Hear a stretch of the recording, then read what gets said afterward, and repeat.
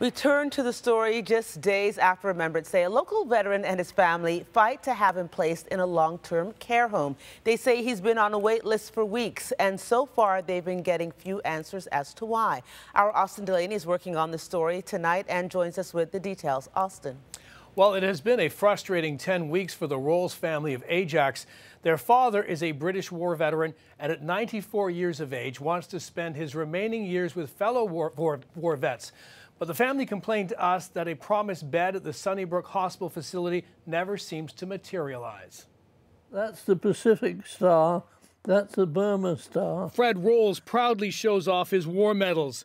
The 94-year-old was a corporal during the Second World War with the British Royal Air Force, listening to enemy Morse code. And find out what the heck they were doing.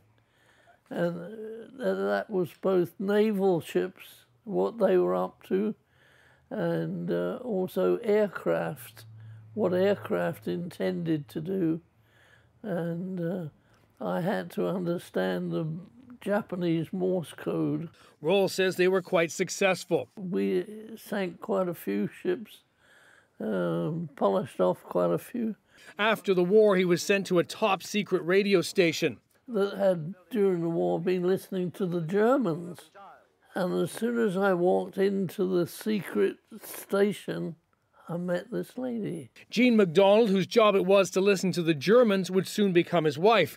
And together in 1957, they moved from England to this country and started a family. The love of his life passed away 6 years ago, and now Rolls wants to join fellow war vets at Sunnybrook Hospital's Home for Veterans, where he was promised a bed more than 10 weeks ago.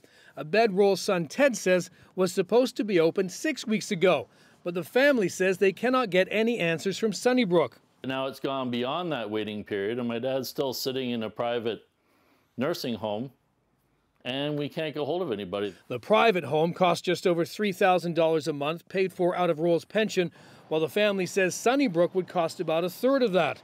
While the cost is an issue, Rolls says he wants to live out his days with fellow veterans. I understand that it really has a military influence, and there's lots of activity that's to do with having been in the military. We reached out to Sunnybrook Hospital, which issued a statement this afternoon. As the largest veterans facility in the country, Sunnybrook cares for 475 residents. We have a wait list of about 6 to 8 weeks on average. We hope to accommodate Mr. Rolls within the week. Asked why the delay, Sunnybrook said it was because Rolls was fighting for the British forces and he was an Allied veteran. And as long as Canadian veterans are on the list, he must wait. Rolls' daughter says that his pending move into the Sunnybrook facility will make a profound difference in her father's life. Sunnybrook's decision, she says, has renewed her faith in humanity.